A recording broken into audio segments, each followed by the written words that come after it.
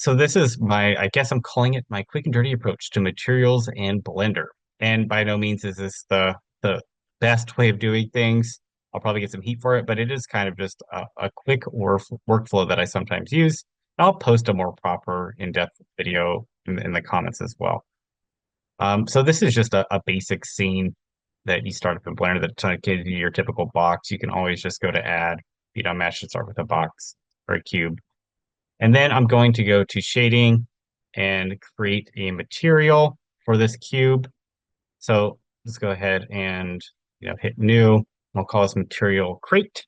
And if you want to see some more information on how I kind of set up this crate material or these texture images for um, this crate, then take a look at my other video as well and get started. So I have these image textures that I kind of put together that has my basic just base image and my normal, my roughness. And these are kind of just my top three that I tend to use for like a quicker workflow.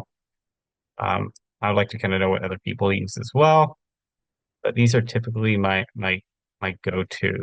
If I'm kind of doing something a little bit more streamlined and I'm not making everything too correct. So here's my, principal BSDF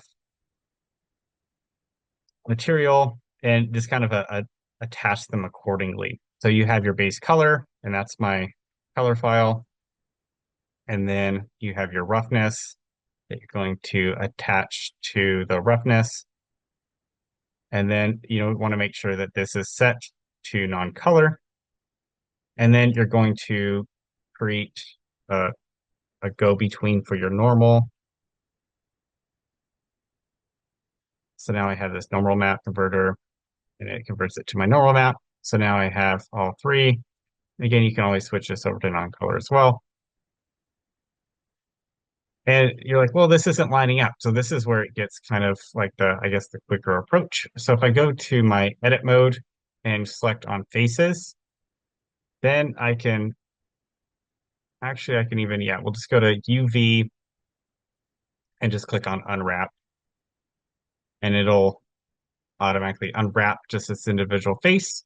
And you go around and do that to your other individual faces, and it'll center this image just to those faces, which is great.